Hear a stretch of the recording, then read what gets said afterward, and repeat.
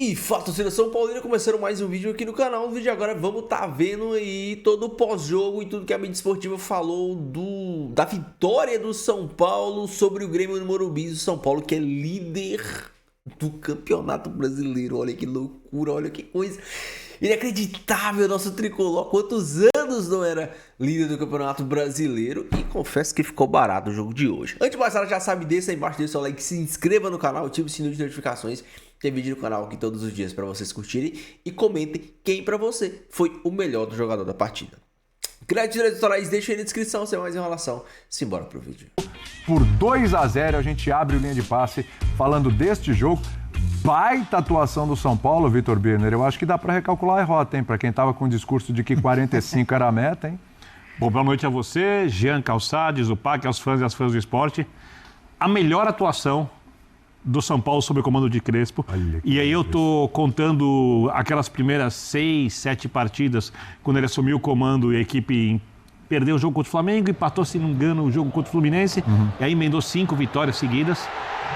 O São Paulo marcando alto e funcionando muito bem a marcação, esmagando o Grêmio que não conseguia sair de trás, obrigando o Luiz Castro, inclusive, a fazer alterações. A gente tem detalhes depois no primeiro tempo, alterações que não mudaram absolutamente nada o panorama do jogo. O William, né? Parecia que é para melhor, não adiantou nada.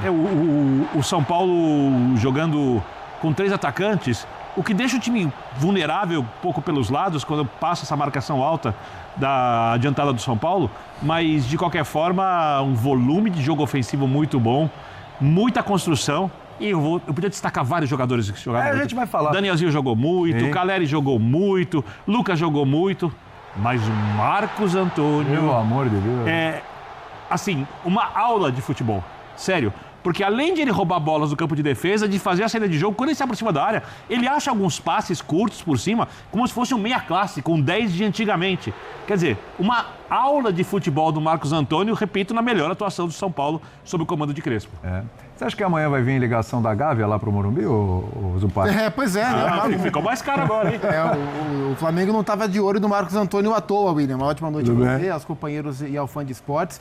E é muito interessante que o futebol do Marcos Antônio sobressaia, assim, ele vem jogando bem constantemente, mas que o Birner empregue o termo aula para o que ele fez hoje, no momento em que o Crespo passa a ter o time ideal de volta, consegue escalar os jogadores nas suas melhores posições, e ele, Marcos Antônio, não joga de segundo volante, não joga de camisa 10. Ele é a terceira figura desse meio-campo em termos de articulação, e isso é positivo para ele, porque ele joga numa área um pouco mais atrasada da área mais congestionada, e possibilita ele ter um pouquinho mais de espaço para dar os passes fantásticos que ele dá, né? Ele deu um passe para o Caleri no gol que estava impedido, né? Que foi uma jogada belíssima também. Então foi uma atuação muito boa do São Paulo. Acho que o Crespo, com as peças à disposição, foi muito inteligente para armar o time. Montando o São Paulo, ele não pode contar com o Arboleda, talvez se ele pudesse contar com o Arboleda, será que ele ia com 3 zagueiros? Não dá para saber, mas o que ele fez, montando a linha de 4 e montando 3 meio-campistas na primeira linha média, com o Marcos Antônio, com o Bobadilla, depois o Pablo Maia, com o Danielzinho, que mais uma vez jogou muito bem, o Lucas praticamente de enganche, com dupla de ataque, então para o Lucas funciona.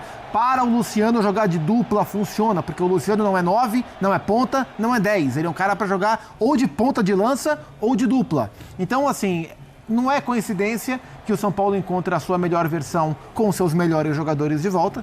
Todos eles escalados nos seus melhores lugares, recuperando a forma física. O jogo de hoje falou sobre o São Paulo e falou também sobre o Grêmio. Opa, vamos falar sobre isso, sim. Também tem que falar sobre um desequilíbrio do time do Grêmio, que o Luiz Castro ainda não conseguiu resolver. O Grêmio é um time muito exposto. É o time que tomou 2 do Fluminense, 3 do Botafogo, quase tomou 3 do São Paulo, né? Então, mais uma partida afirmativa do São Paulo. São Paulo, depois de tudo que passou como instituição, o seu torcedor passou como instituição, merecia viver um período, ainda que mínimo, de estabilidade, né? É bom ver o São Paulo respirar de maneira um pouco mais tranquila e jogar tão bem assim. O Grêmio quase tomou 3 do São Paulo por causa do pênalti, mas se a gente pegar o jogo todo, pode ter sido 4, pode ter sido até 5. Com as chances criadas, nossa senhora. Geode, claro que a gente vai falar um pouquinho especificamente do Lucas, do Marcos Antônio, falar um pouquinho também do Caleri, falar de Crespo, daqui a pouco a gente vai ouvir o Crespo, mas só para a gente espalhando um pouquinho os assuntos, Destaque também para o trio. É a primeira vez que esse trio começa como titular, né? Esse ano. Mas que já tinha dado uma sinalização muito positiva quando entrou no jogo contra o Santos, né? Durante o jogo a formação aconteceu, o São Paulo melhorou muito naquele jogo e hoje o trio, assim, o Luciano, até pelo pênalti perdido, estou um pouquinho só, mas funcionou, né, esse trio. E um gol perdido também. E um gol perdido Deu também. Assistência para o Caleri, né? É. Pois é, boa noite, William, boa noite para todo mundo. Cara, eu acho que assim, era meio óbvio, né? E olha como é bom esperar um pouquinho, né? Olha como é bom esperar um pouquinho. Porque eu vou te falar uma coisa, se o São Paulo não tivesse vivido os problemas políticos que viveu, e eles não foram pequenos, quer dizer, se você não tivesse um outro cara ali na mira, no alvo, talvez o Crespo nem tivesse mais no São Paulo. Eu acho que assim, a quantidade de crítica já que a gente começava a ouvir em relação ao Crespo, sobretudo depois da mudança na presidência, quando ele passou a ser o alvo seguinte, era um negócio impressionante. E não quer dizer que a partir de agora vai ser sempre assim. Vai ser só isso. A gente só vai ver o São Paulo jogar no mais alto nível. Porque se jogar do jeito que jogou hoje no campeonato todo, o São Paulo briga pelo título brasileiro. E eu acho um pouco provável. Eu acho difícil que o São Paulo brigue pelo título brasileiro, até porque, como você disse, o trio é muito importante. E o trio não vai jogar o tempo todo. Claro. O trio não vai jogar o tempo todo. Eu acho que isso é muito claro. Quando a gente fala de elencos, a gente sabe que o São Paulo tem algumas peças que são fundamentais, que são determinantes para que o time consiga jogar num certo nível e que essas peças, acho que o Lucas, principalmente, por melhor fisicamente que ele se mostre nas partidas, por mais que ele se dedique, é um cara que não vai ter condição de ser submetido à insanidade do calendário do futebol brasileiro. Então, eu acho que é importante entender que, ok, você vai ter limitações em determinados momentos, que esse time não vai jogar assim o tempo todo e que esse time não vai jogar o tempo todo, mas hoje o time jogou muito bem. Porque depois a gente pode discutir os erros do Grêmio, podemos discutir as penalidades, mas não interessa. Você pode ir para antes do pênalti, você pode ir para antes dos erros do Grêmio, e o São Paulo já tinha criado um caminhão de oportunidades. Primeiro tempo inteiro, do começo ao fim... Antes da expulsão, né? Exatamente, antes da expulsão. Claro que a expulsão acaba matando o jogo ali, né? Até porque o São Paulo já estava muito bem. Mas a verdade é essa, o primeiro tempo o gol poderia ter saído antes, o gol não, assim, e sairia, a impressão que dá é que sairia de qualquer maneira, independentemente da penalidade. Então foi um grande jogo, não acho que vai se repetir o tempo todo, mas é o que eu sempre digo, cara, às vezes tem coisas tem momentos, tem situações no futebol brasileiro que a gente é tão incisivo, a gente é tão imediatista, a gente cobra tanto de certos profissionais que acho que assim, a gente abrevia passagens que poderiam ser passagens boas. Eu tenho certeza que foram abreviadas ao longo da história no futebol brasileiro uma série de passagens de bons profissionais que foram abreviadas por conta das pressões. Só um detalhe, Jean. Desculpa, Calçade. É a tua vez. Quem falou em somar 45 pontos foi o técnico. Não, mais que a imprensa. Não, eu sei. Ele, se alguém abreviou, foi ele. Eu não estou nem entrando nos 45 pontos. E acho que se você pegar a situação que o São Paulo estava metido ali... Ele não falou nenhum absurdo. Não falou nenhum absurdo, porque você olhava para aquele contexto, para aquela conjuntura da qual o São Paulo aparentemente ou parcialmente conseguiu se retirar... E não era absurdo. Claro que para mim era absurdo que depois de um jogo no Campeonato Estadual tivesse todo mundo bradando com medo do rebaixamento. Ali acho que era um pouco demais. A gente acho que exagera em vários momentos. Mas a minha questão vai muito em relação ao que a gente cobra dos profissionais dentro de campo, no banco de reservas, que acho que às vezes é muito intenso e mais do que muito intenso, muito rápido. Sim. Fato é, né, Calçade, que o São Paulo teve uma tabela difícil nesse começo de campeonato. Verdade. De cara pega o Flamengo, vence, tem um clássico, num jogo de muita eficiência do São Paulo. Teve o jogo com o Santos, que não está numa boa fase, mas é o clássico na Vila, e merecia ter vencido aquele jogo. Foi melhor que o Santos. Foi melhor que o Santos, merecia ter vencido.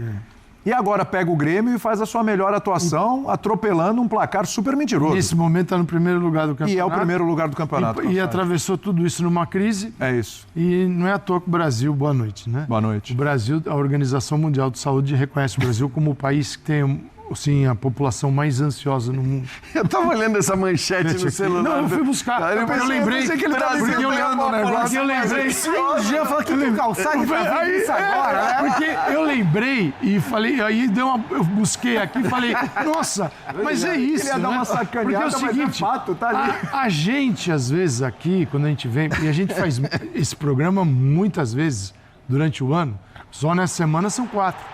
Sim. Né? 5 dias. E a gente sai, né? A gente vive na montanha-russa. Parece que a gente tá no parque da Disney, na montanha-russa, né?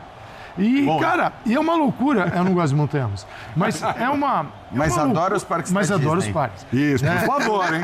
Por favor, hein? Eu falo pro povo, Olha o né, recado. vocês podem subir que eu fico aqui embaixo com a pipoca. Abraçado com o Mickey. Né? Mickey é meu parceiro. Espirrar a saúde, Mickey. Mas o lance, cara, é uma ansiedade, né? Que a gente vê isso no dia a dia, que o futebol triplica. É isso. Triplica. É mais... O futebol, e eles falam ansiedade patológica. No futebol é perfeito, né? E é muito maior. Então é o seguinte, é da crise, vai cair, tem que fazer 45 pontos, chama o Rafinha, presidente se manda porque a coisa tá feia lá, e aí, cara, o time é líder. E isso não quer dizer que ele vai terminar o Brasileirão na primeira colocação, que ele não tenha problemas, mas a gente, em algum momento, né, tinha que ter uma certa estabilidade para entender os processos e ver que o tempo passa. E vamos ver onde São Paulo vai chegar. Que ele não está na mesma página do Palmeiras, ele não está. Não está na mesma página do Flamengo, ele não está. Agora, o futebol, cara, é tão maluco que ele pode terminar na frente de um deles? Pode. É a lógica? Não. Mas o futebol nem sempre é feito de lógica. Né? Então essa ansiedade, cara, ela vem pro jogo, né? E hoje o São Paulo fez um partidaço. E o São Paulo foi muito melhor que o Grêmio durante o tempo todo. Enquanto 11 contra 11, também superior. E, cara, e talvez a gente tenha visto sim, a maior atuação de um jogador no Campeonato Brasileiro, que tem poucas partidas, mas o Marcos Antônio... você viu o Marcos Antônio jogando de primeiro volante hoje? Sim. Você viu o Marcos Antônio jogando segundo volante, camisa 8, hoje? Sim. Você viu ele de 10 hoje? Sim. Tudo em alto nível. Você viu do lado direito também fazendo o time jogar? Sim. E na área? Também. Ah, pelo amor de Deus.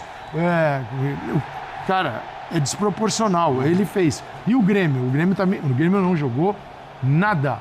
Mas aí não é problema de São Paulo. Né? O Grêmio ainda. O Luiz Castro manda o William pro campo e. No primeiro tempo ainda. E não aconteceu também nada. É uma equipe que você. Parecia que ela estava assim. ansiosa. E foi uma mudança. Foi uma mudança. A entrada do dura, William né? contra o Botafogo, né? Fez toda a diferença naquela virada, naquele jogo. E o William, inclusive, perde a bola, né, no lance do segundo gol. E ele jogou bem no jogo do Campeonato Gaúcho no último final de semana, o que credenciava ele para começar o jogo de hoje, mas o Luiz Castro opta pelo Edenilson para dar um pouco mais de corpo para esse meio-campo. Mas o Grêmio não teve nem o corpo de meio campo que ele queria, nem a saída de contra-ataque que deveria ter. E aí ele tenta com a troca com o William, também não tem nenhuma solução. E a partir da expulsão do Wagner Leonardo, o jogo, como disse o Jean, estava encerrado. É outra conversa. Encerrado. Bom, a nossa redação é composta de brasileiros, eu sou brasileiro, então a gente está no grupo da ansiedade. Ansiedade. Então, Vamos ver. Então vamos lá. Muda o objetivo. Atenção, Birner. Não, mas não é nem essa pergunta, não. Essa também entra mas no não rol somos, da ansiedade. O objetivo do negocinho pra Crespo, ficar o objetivo do Crespo Muda. Então, não, só... Não, vai lá, vai lá. Ele vai ter que ouvir essa pergunta hoje. Até o fim do campeonato ele vai ser lembrado disso. Desculpa, não fazia... A não ser por todo o imbróglio de gestão, pelo imbróglio político, por tudo isso, esse papo de São Paulo entrar como candidato a rebaixamento, acho que nunca fez sentido. Mas, Jean, olhando o ambiente dentro... Então, é o que eu tô falando. Eu tô falando do ambiente, inclusive, do vestiário, do próprio técnico. Não. Assim, é óbvio que quem joga bola são os jogadores, quem decidiu armar o time hoje foi o Crespo. A ideia de fazer a marcação alta, muito bem executada hoje, foi preparada pelo Crespo. O time, obviamente, quando chega lá aos 30 minutos, quando consegue pressionar, ele recua um pouco e aí, jogando com 3 volantes, tem espaços pelos lados para o Grêmio, mas o Grêmio não fez nada. Ou seja, tudo isso passa pelo Crespo, pelos jogadores. Mas quem mudou e fez os jogadores voltarem a acreditar em si, e a gente tem alguma noção de como foram as conversas lá dentro, foi o Rafinha. Você olha o Rafinha. Então, o impacto do Rafinha é enorme. Ele já era o líder do elenco. Ele tomou as rédeas do São Paulo, publicou, por exemplo, recentemente, o Rafinha, antes do jogo, falando no vestiário dos jogadores. Eu vi, mas eu não estou dizendo que isso não faz... Eu acho que eu vou na do Jean aqui, vai. Eu acho que é uma somatória de fatores. Não, perfeito. Falei sobre os times bem treinados. O clássico contra o Palmeiras do Campeonato Paulista, que foi o dia da frase dos 45 pontos, que foi o último jogo antes do Rafinha assumir, ali acho que dá pra gente ter esse recorte atual, dá pra gente passar uma linha ali e ver uma mudança de comportamento do São Paulo. E assim, naquele dia... 5 vitórias, 5 jogos, 4 vitórias, um empate depois daquele dia. Claro que naquele dia ficou marcada a declaração do Crespo dos 45 pontos, mas aquele mesmo dia onde o São Paulo jogou melhor do que... Não jogou melhor do que o Palmeiras, mas jogou melhor do que vinha jogando. O São Paulo deu um princípio de reação dentro da sua própria base, né, de comparação mesmo. E o Crespo ali falou, além da declaração da matemática, ele falou, se a gente jogar o que a gente jogou hoje para melhor, o São Paulo vai atingir os seus objetivos. E o que aconteceu? Assim, qual foi, no meu entendimento, esse pacote de transformações? Primeiro, o jogo contra o Palmeiras foi o primeiro jogo depois da queda do Casares, e ali a gente dizia que o São Paulo tinha a oportunidade de se tornar uma unidade mesmo, com tantos problemas de fora que aconteceram, a partir do Arrimacis assumindo, o São Paulo se fechar e cuidar de quem gosta do São Paulo. Aparentemente isso aconteceu. Segundo, o time começou a responder ali contra o Palmeiras e depois deu passos mais à frente nos jogos sequentes. O campo também respondeu. Terceiro, chegou o Rafinha, que é um cara que tinha muito mais a agregar do que a atrapalhar, e é claro que o Rafinha também está agregando. E eu até acho que a declaração que o Crespo deu, a famosa declaração dos 45 pontos, com toda a repercussão que ela teve, ela também pode ter tido como um efeito as pessoas de dentro de São Paulo mostrarem que o Crespo estava errado. Sabe, ele ter conseguido acender alguma... Não era ideia dele, não sei se foi a ideia. Claro que não. Acender. Então, acho que são vários fatores de mudança de presidente, chegada do Rafinha, melhora em campo e a melhora do ambiente como um todo, que acho que contribuíram para o São Paulo da institucionalmente, o São Paulo está um pouco mais leve, porque, primeiro, tem que se cumprir um plano de pagamento dos salários dos jogadores. Apesar que o São Paulo ganhou o campeonato com o Casares, Copa do Brasil, sem pagar salários. E eu acho... Posso estar equivocado, mas se eu não me engano, a última vez que o São Paulo foi líder do Campeonato Brasileiro foi lá com o Fernando Diniz perdendo aquele título inacreditável que o São Paulo deixou escapar pelas mãos. Um São Paulo que jogava um futebol interessante, né? Tem muita gente que tem críticas ao Diniz, mas naquele momento o São Paulo jogava um futebol vistoso. A bola demorou a começar a entrar, mas quando o São Paulo começou a converter as chances que criava, o São Paulo começou a golear, jogar bonito, jogar ensaiada, triangulação, muita coisa. Hoje, o jogo contra o Grêmio, mais uma excelente atuação do time, o Crespo me surpreendendo com a escalação, Lucas, Luciano e Caleri.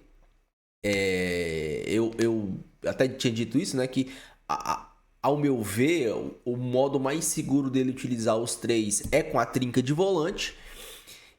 Ainda, apesar do Grêmio ter criado muito pouco, eu vejo esse sistema deixando espaços que o sistema de 3 zagueiros não deixa. Mas isso pode ser melhorado, não vou aqui criticar.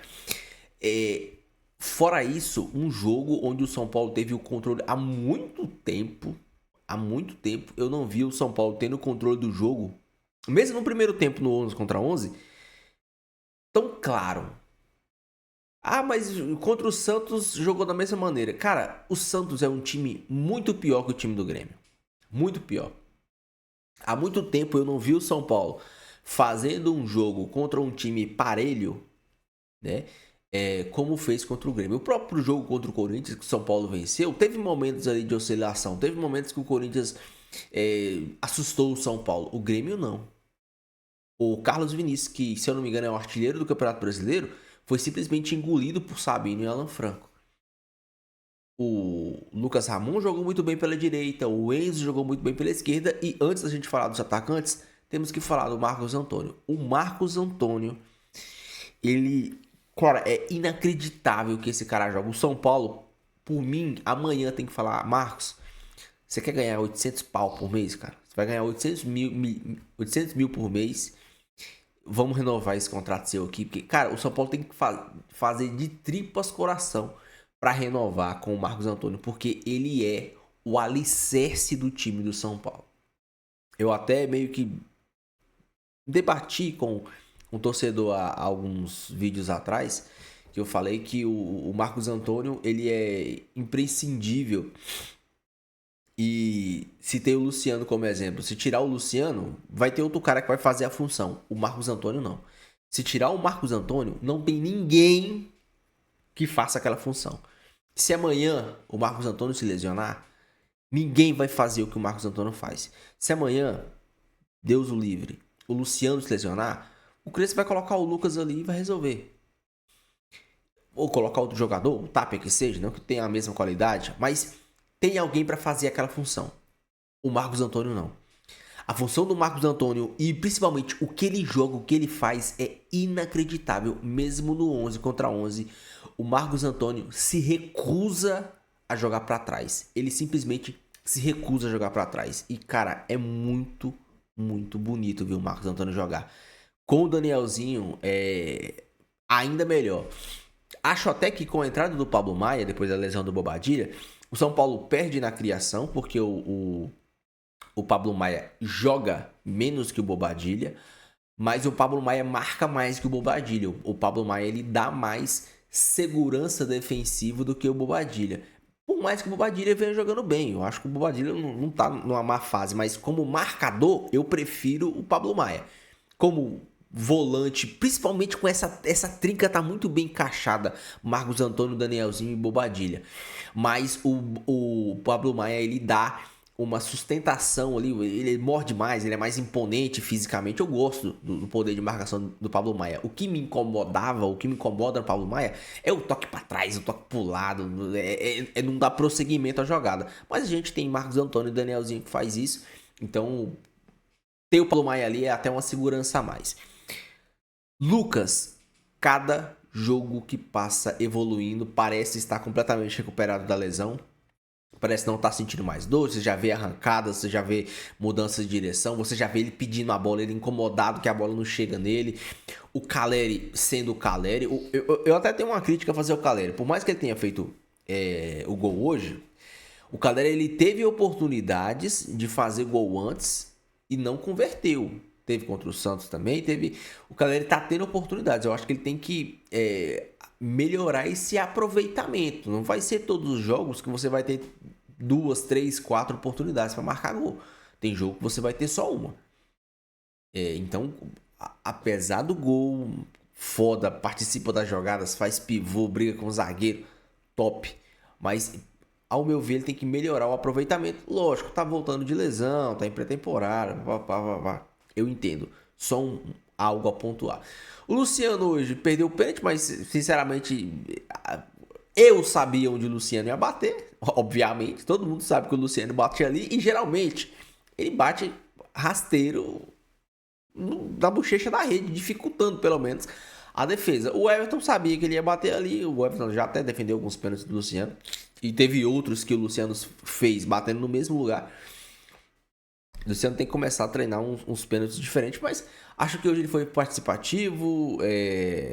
Não tenho nada a aclamar do Luciano, não tenho nada a aclamar do time do São Paulo hoje, que fez uma partida muito segura, um jogo sólido, taticamente muito interessante. O time do São Paulo engoliu o Grêmio, amassou o Grêmio no primeiro tempo, no segundo tempo acho que ficou até barato o resultado.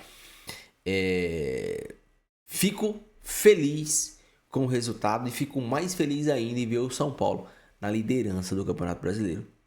Quem diria? Quem diria? Deixa aí a sua opinião, deixa o seu comentário, não esqueça de deixar o seu like e se inscrever no canal, beleza? Fiquem com Deus, até o próximo vídeo e valeu!